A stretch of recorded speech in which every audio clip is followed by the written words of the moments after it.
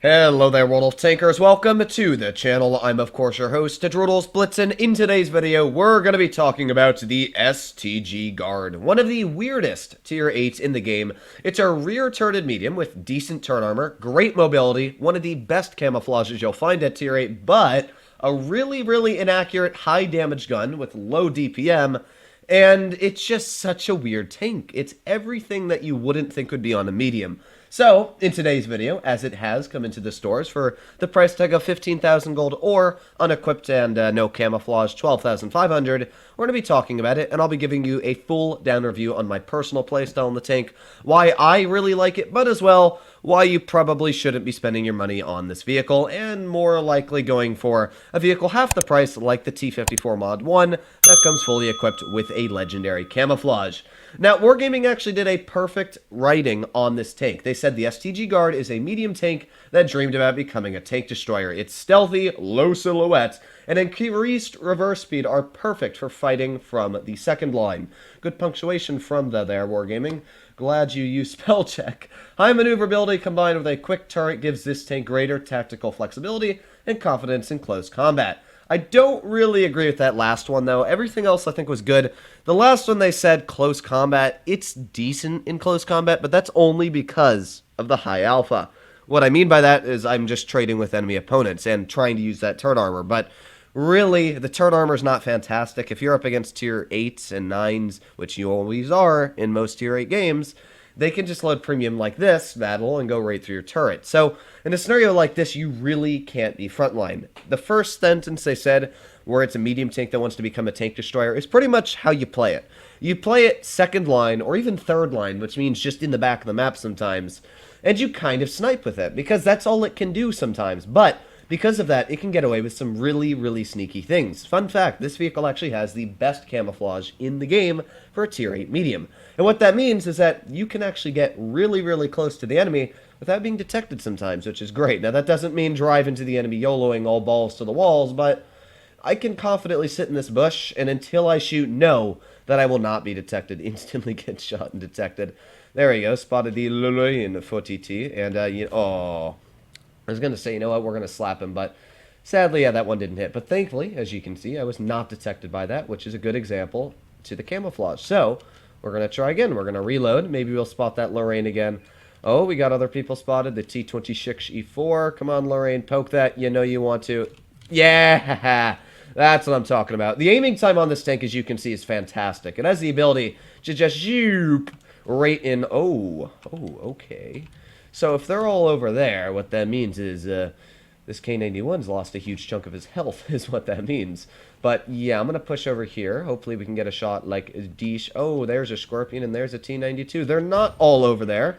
But thankfully, still got a pretty nice slap into you. And, well, that's a waffle over here. Let's back up before I get hit by the waffle. Thank you very much, but no thank you at all.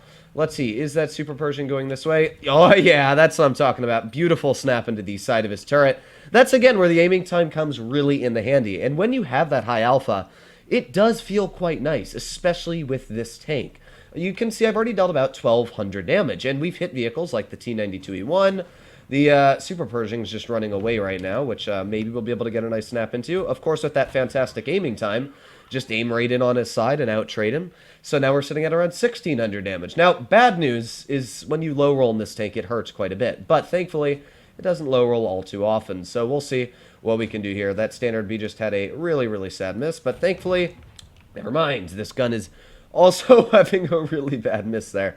That was really sad. But that's a perfect example to show you how inaccurate this tank can be in certain scenarios. Now, that VK100 is a very deadly tank.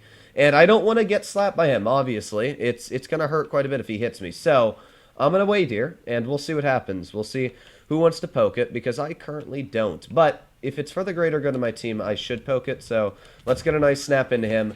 Come on, go, team, go. I believe in you. You can do it. I just wanted to take the shot so they can do this and make a push. So, hopefully, they're going to do this push correctly, and we're going to come out with a nice old victory. Or not, or they're going to be too scared to push, and that was all worthless. Okay, well, that's fun. Hopefully the team does do something here. Oh, thank you. Good shot into that Super Pershing. The Waffle finished off my teammate, though, which means the Waffle's still most likely sitting in the back of the map. I'm going to try and find that waffle. Honestly, I think that guy's going to be a real nuisance to the team. I can also get a nice snap, though. That could have really helped the team out. That sucks. Okay, another couple seconds here before we reload. Maybe we can get a nice snap into the Waffenjagger auf E100. That's not an E100, though. I am losing my mind. There you go. Nice tap into you. And he killed himself. Good job from the enemy Waffle. This is great. Well, as you can see, this tank actually does a pretty good job. If you can play it correctly and use the alpha and the aiming time, it's really a good vehicle. But don't buy it. Unless you really want a vehicle like this and you enjoy this type of playstyle, I would highly suggest to just get a T-34-3 because it comes a lot cheaper most of the time, and it's just as enjoyable for most of the time as well. Let's aim in right on this cupola. Oh, that's what I'm talking about. That was such a sexy shot. So let's reload here again. See if we can get another shot out on this mill. Maybe. Come on, reload, and fire. There you go, another nice tap for 455, and with that we're sitting at 3,600 damage, which is obviously a pretty respectable amount. And with that, we're just going to reload our last shell. Here we go, and 3, 2, 1.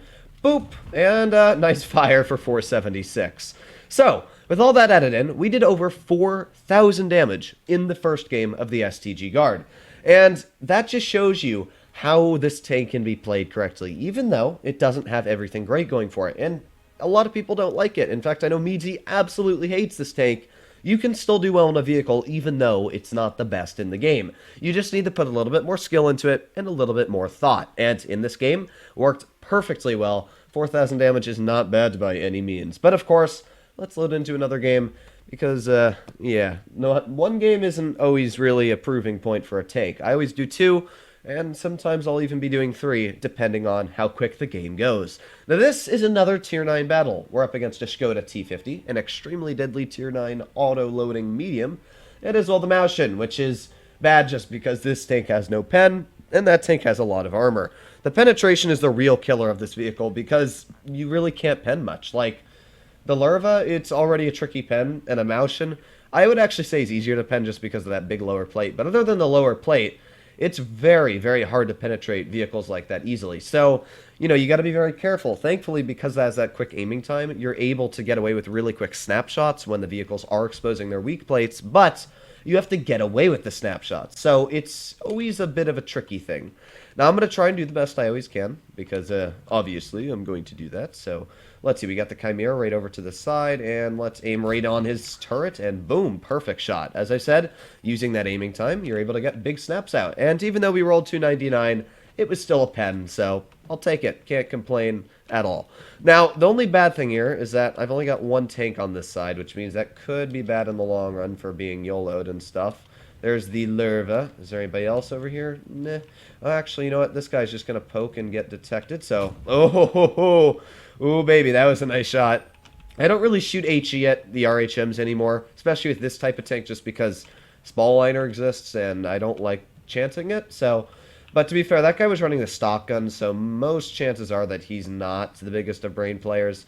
Let's see what's off to the side over here. We obviously know the Skoda was here earlier, but...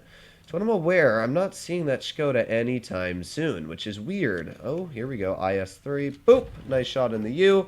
And, what the heck is the Maushin doing? I just realized that. Well, not much I can say about that. Huh. Alright, well, let's see if I can get a shot into the Larva. Aiming, and yeet! There you go. Nice tap for 402. 1,522 damage dealt already, and, well, you can see that the enemy team clearly threw the battle for their team because they're all on the other side of the map. I really don't know what to say about that. Last time we saw the RHM, he was somewhere off to the side here, so there you go. And let's... Oh, yes, you can see issue with the Skoda is long reload and bad aiming time on movement is not good for gun. But it's fine because we're going to kill him either way. There you go. That's better.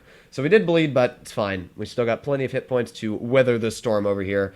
I really don't know what was in the enemy team's minds here. Like, they're still having a decent chance of pulling this off if they worked well together, but... yeah, that Skoda just lost all of his health. Never mind. They just lose. Okay, let's keep on pushing forwards. See if I can get some shells out onto the mighty Maushin. Maybe get some Big ol' hit points taken off of him. We've also got like the Skoda over here, but I'm going to go for this Maushin because there's one big old tap for 400 there. The Skoda's off to my side. Obviously, I don't want to be hit by the Skoda, and I don't really know what's going through their mind right now, but you know what? That's fine because we're just going to keep farming this big old Maushin. So let's just do that right now, and I can't pen him anywhere. As you can see, issues with the pen on this tank. Even with premium, I could barely pen the Maushin.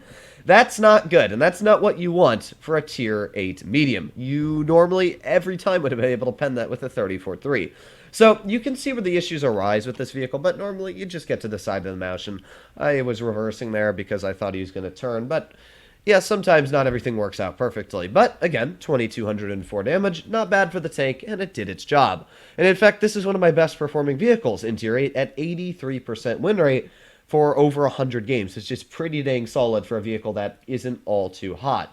So, overall, what do I have to say about the tank? It's good. Its rear-turreted design gives you the ability to get away with some really sneaky shots, especially because it's such a low silhouette, and plus the high alpha damage and quick aiming time, it really does make for a fun gaming playstyle. And if you like just fun in general, I would say, you know what, when it comes out for cheaper, get your hands on the vehicle. But for now, it's not worth the price. Even for fun, 12,500 gold, yeah, just get your hands on a 34-3. You'll enjoy it more. It's got better turn armor, it's got better upper plate armor, and the gun's practically the same, just with better penetration. So, yeah. Hopefully all of you enjoyed today's video. If you want to see more like it, please consider smashing that subscribe button down below. But other than that, stay happy out there, stay healthy, and I'll be seeing you in the next one. Bye-bye.